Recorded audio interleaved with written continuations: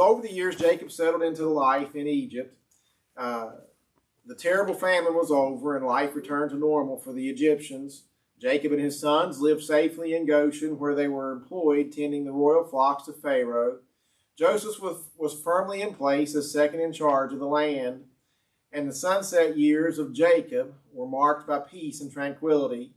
During his 147 years of life, Jacob had seen many changes. Now it was time for another. Over the years, the servants of God passed on, but the work of God continues from one generation to the next. And that's something that is interesting to me. You look and you see over the years, I think of great preachers that were in my time and when I was a young man, and you think, who's going to replace them? There's always, God calls people to step into place, and I believe he'll be calling people to preach until the day he comes back. I think of great men of God that have passed away. I think of Brother Bob Fields, my pastor, when I was a young man. I think of Raymond Cobb, and y'all can think of so many more. That O.L. Shepherd and different ones that have went on to be with the Lord. And you think, man, that's a great man of God that God called home. Who's going to step into their shoes? But somebody does. He keeps bringing people on to step into the shoes and to continue to take the gospel of Jesus Christ. It says, over the years, the servants of God pass on, but the work of God continues from one generation to the next. Jacob made Joseph promise that he would take him back home and bury him in the tomb of Abraham, the tomb Abraham purchased as a burying place for Sarah. Isaac and Rebekah had also been buried there, and Jacob wanted to be buried with his family. As a faithful son, Joseph made this promise to his father, and then Jacob proceeded with the last unfinished business of his life. This is the subject for our lesson today. Jacob began his life as a trickster, a manipulator who used his wiles to get his way. He had been through many valleys and learned many hard lessons in life. He had suffered many setbacks and walked through many valleys of despair. He also had been on the mountaintop of spiritual victory. God gave us many examples and lessons from the life of Jacob, and there are also great lessons for us in the record of his last days on earth. And a closer look as Jacob blesses his children. It says, and Jacob said unto Joseph, God Almighty appeared unto me at Luz in the land of Canaan, and blessed me, and said unto me, behold, I will make thee fruitful, multiply thee, and I will make of thee a multitude of people, and I will give this land to thy seed after thee for an everlasting possession. And now thy two sons, Ephraim and Manasseh, which were born unto thee in the land of Egypt before I came unto thee into Egypt, are mine. As Reuben and Simeon, they shall be mine. So basically what Jacob told Joseph, he said, I'm adopting your two boys. Joseph gets a double blessing, a double portion because of that, as Jacob takes Joseph's two children, Ephraim and Manasseh, as his own. It says, and Jacob called unto his sons and said, gather yourselves together, that I may tell you that which shall befall you in the last days. And these are the 12 tribes of Israel, and this is it that their father spake unto them and blessed them, every one according to his blessing he blessed them. When these events took place, Jacob was a very sick old man. Like his father before him, he was blind and was confined to his bed because of his physical weakness.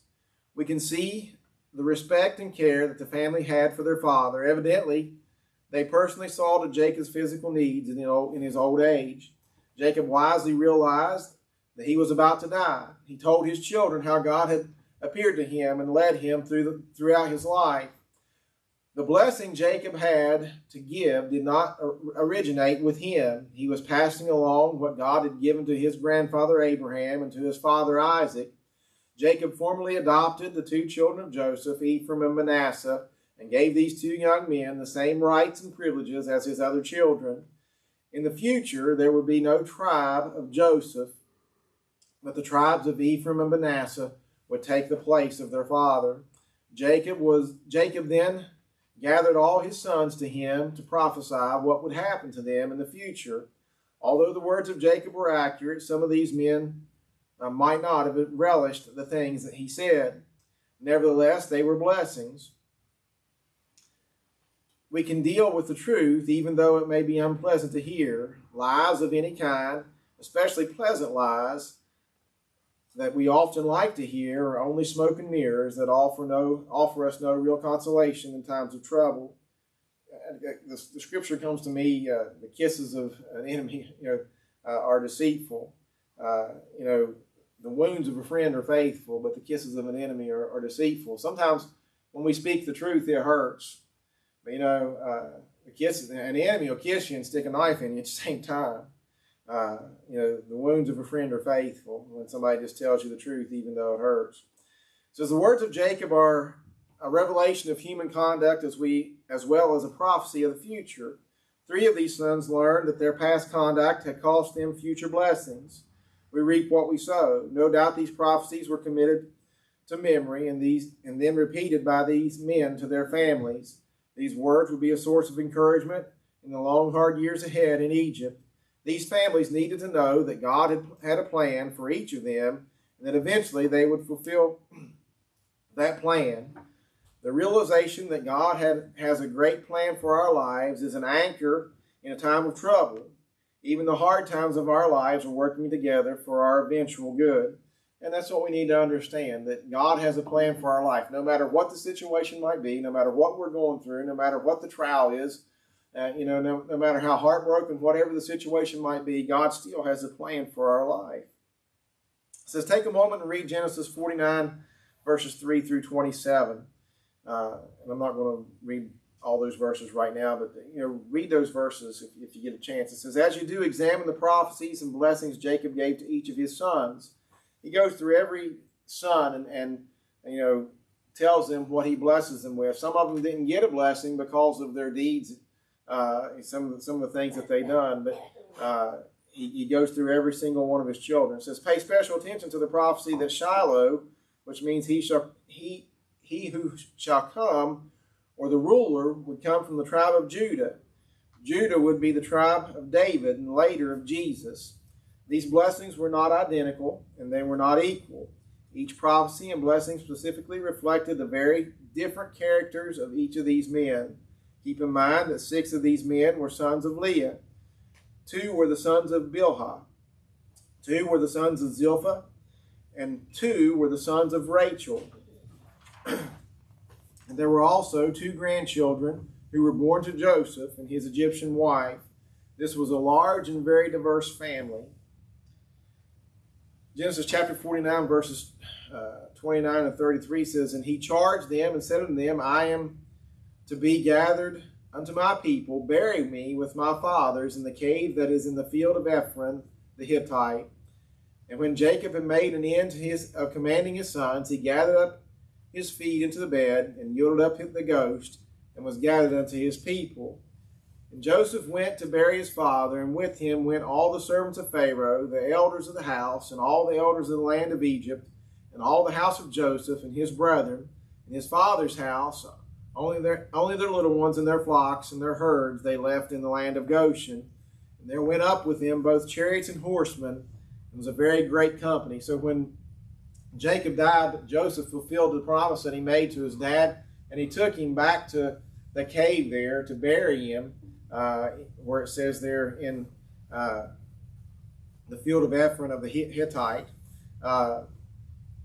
And he took a great company of people with him. If you read, there was a period of mourning that took place. I think it was 70 days or 72 days, a period of mourning in the Egyptian culture before they even took him to bury him. He had his father embalmed. The Egyptians embalmed him. Then they took him and buried him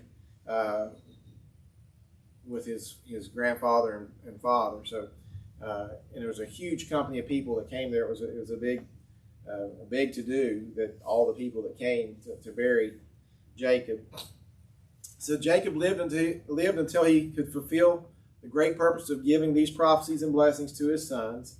He held on to life until his final chore in life could be finished. Jacob lived a long and full life, but like all men, he eventually died.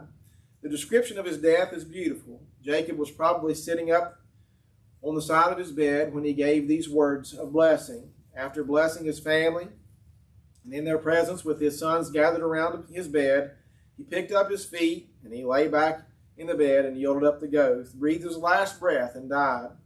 Notice the wonderful metaphor for death used here.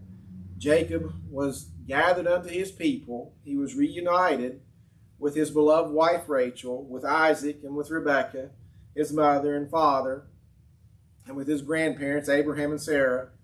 Heaven is not filled with strangers, though we love who have gone before us, those we love who have gone before us are waiting for us to come and join them in a wonderful reunion.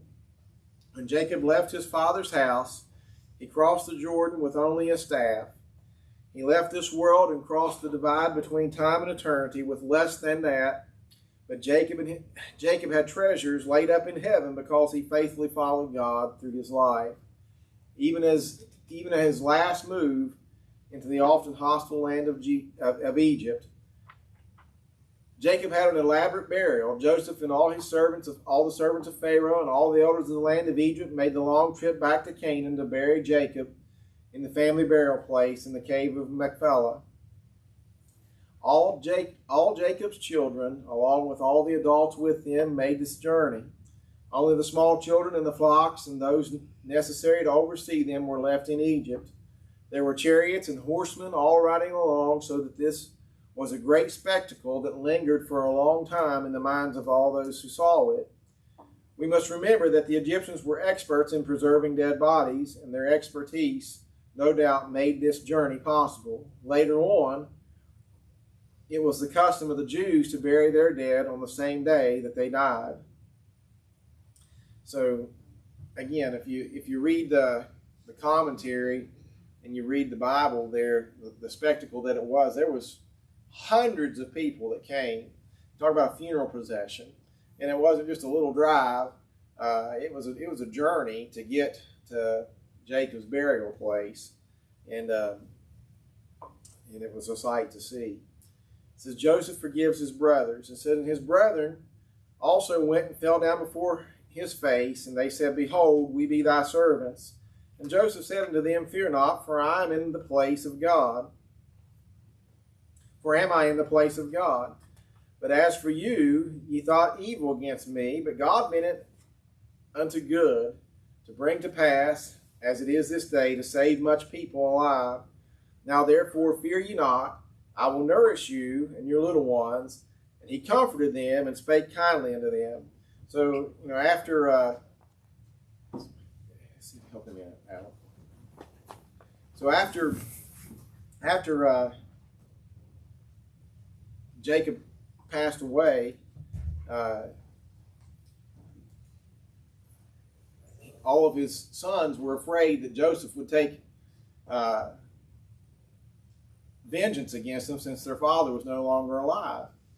So they came before him and they bowed before him again.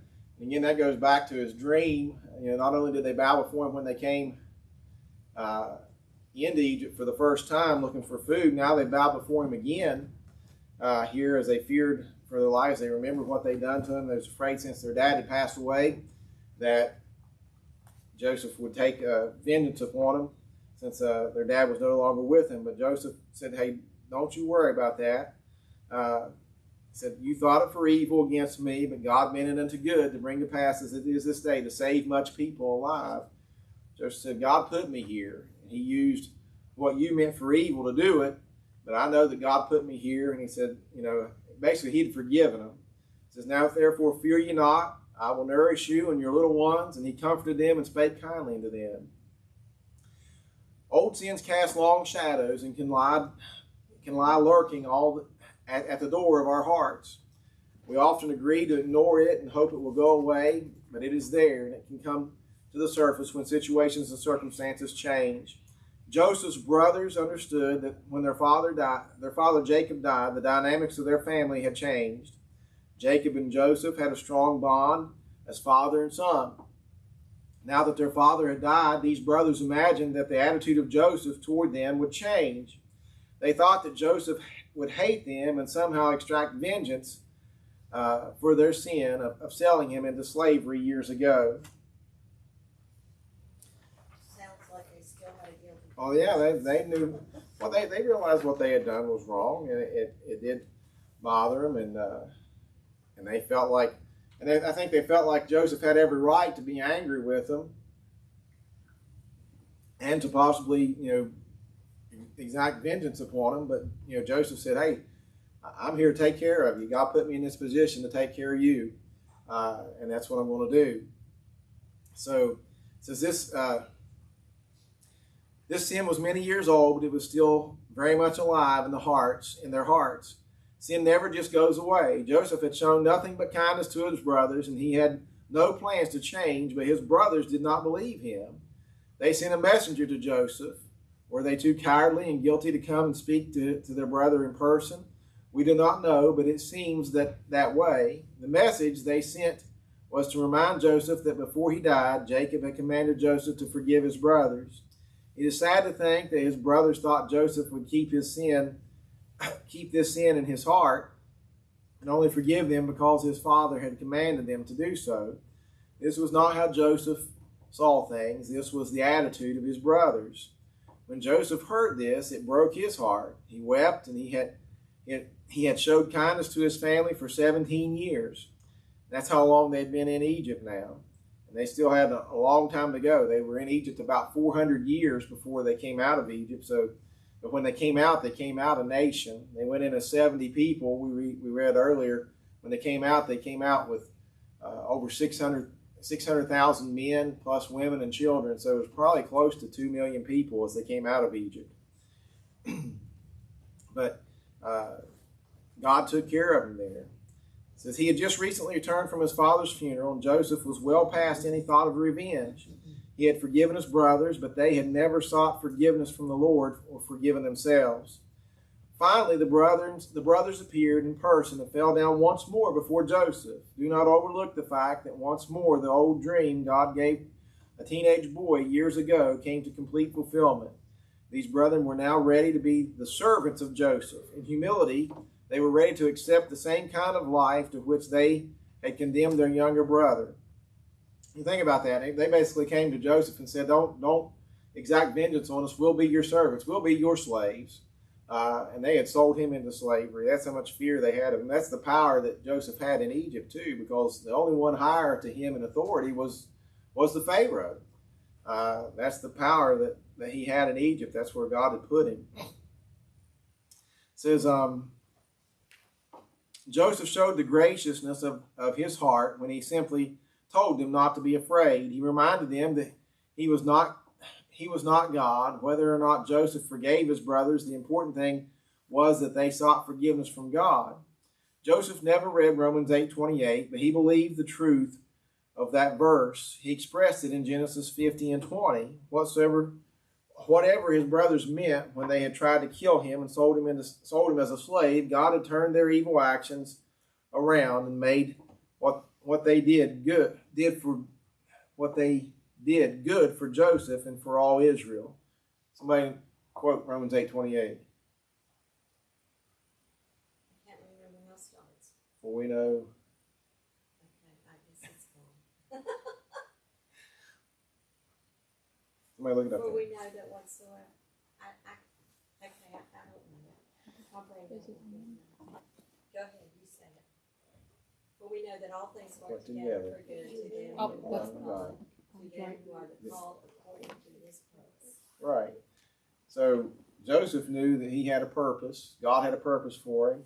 And no matter what happened in his life, it was meant for good. We might look at things and we wonder why things happen in our life. Why did God allow this or why did God allow that? God has a purpose for it. Now, we might not understand it. Do you think Joseph understood when he was thrown into the prison what was going on? Why his brothers sold him, why when he was thrown into prison, all the things that took place in Joseph's life. And then he was in a position finally when he stood before Pharaoh and interpreted the dreams. And Pharaoh said, Joseph said, you need to look out a man that can take care of this. And Pharaoh said, you be that man. God put him in that position and gave him the power. He said, you be that man, and the only person in this kingdom that will be higher in authority than you will be me. And that's the power that what his brothers meant for wickedness, for sin, God meant for good and getting him into that position. It says, for 17 years, Joseph's brothers had lived under a cloud of fear and doubt because they did not really believe what Joseph had told them. As long as their father was alive, they were trusting in human relationships to protect him. But when Jacob died, what they perceived to be their only defense was gone. If they had only believed Joseph when they first came to Egypt, they could have enjoyed those years with him and their father without the cloud of fear that robbed them of peace in their hearts. What a challenge to forgive and to be forgiven. Think about that. The whole time that they were in Egypt, it had been 17 years now that they had been in Egypt. But obviously, over that 17 years, they thought the only thing that was keeping Joseph's wrath from them was Jacob, their father. So they were concerned the whole time. They were thinking, man, as soon as Dad dies, Joseph's going to exact his vengeance upon us. And no doubt they were even concerned about that through the whole mourning period for the father when he was buried. Now that he was gone, they immediately came to him and said, we'll be your servants. Don't kill us. Don't exact vengeance on us. And just like it says they could have enjoyed those years with him and their father without a cloud of fear that robbed them of peace in their hearts. When we get saved, that's one thing that God does for us. When he forgives us, we don't have to have that cloud of fear in our heart anymore. When we ask God to forgive us and come into our heart and to save us, guess what he does? He does that. He forgives us. Now, lots of times in our own mind, we haven't forgiven ourselves, but God's already forgiven us. And we can have joy and we can have peace in our heart because of the forgiveness of God. And then we just need to realize that what God says he means, he takes care of it. All right, final word here in the lesson on page 95 there says, now Joseph, who was loved by his father and mistreated by his brethren, was victorious once more. Joseph lived through the darkness of slavery and prison to be moved to the glory of Pharaoh's throne and to rule as second in Egypt. Now Joseph was moved from earth to heaven. This is a picture for every believer in Jesus Christ. As death approaches, we can expect to be translated out of the darkness of earthly existence and taken to the throne of the presence of God. We can only discover what God intended for each of his children as we also understand something about the method God uses to bless us. Every blessing we can ever have comes through our faith. Without faith, it is impossible to please him. As we believe, our hope and our love all become true. Believing does not mean merely giving intellectual assent to truth. It means stepping out and acting on what we believe to be true. When we do, our faith becomes our unique experience. The great message of Genesis is that God is absolutely necessary for life. Without God, we cannot understand the world around us, ourselves, or our neighbors. We will never find any answers without God. If we ignore or exclude God, we find misery, heartache, and darkness, futility, emptiness, and boredom. Genesis teaches us that if we act on the principle of faith in God, we find health, spiritual health, and real happiness in every part of our lives. Following God is the secret of human life. This is the first and last teaching in the Bible. So, just be faithful to him. God wants us to be faithful above all else. We'll look at the discussion questions here. It says, how did Jacob know that the land of Canaan belonged to him and his children? God said it. God told him. God said, this is it. This is your land. He gave him the boundary lines. And that was passed down. He told Abraham and it went down from there. That was their land. It says, what was Jacob's last request of his children? To bury him at a certain place. To bury him with in the cave of Machpelah with his family. What made it possible for Jacob to be buried in Canaan?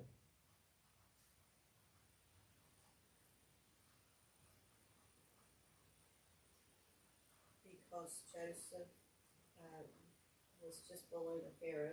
Yeah, Joseph was able. He had the authority to do that, but one of the things that made it possible, it was such a long journey. What did the Egyptians do? They embalmed.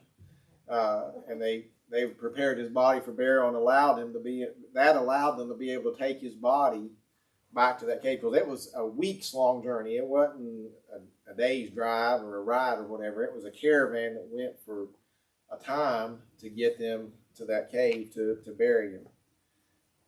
So without embalming the body, that would have been. Did they not embalm usually? So I talked about the Jews went to the practice of burying their dead the same day they died. It says, how is being forgiven linked to our forgiving others?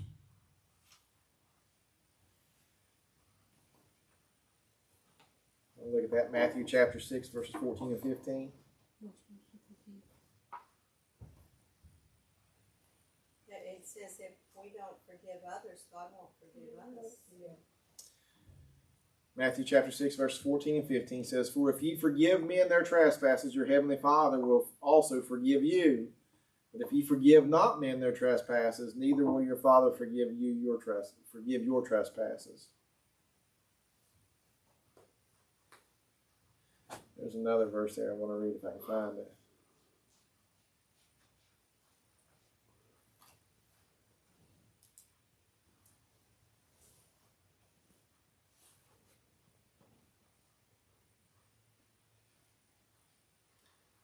Ephesians 4:32 says, and be ye kind one to another, tender-hearted, forgiving one another, even as God for Christ's sake hath forgiven you. That verse right there is an awesome verse. And people say, well, someone say, well, why should I forgive that person? Because God forgave us. We didn't deserve forgiveness, but God forgave us for Christ's sake, because of what Jesus did on the cross of Calvary. You and I can do nothing to merit forgiveness other than to accept what Jesus did on the cross of Calvary. And if we accept what Jesus did, God will forgive us for Christ's sake because of what he did.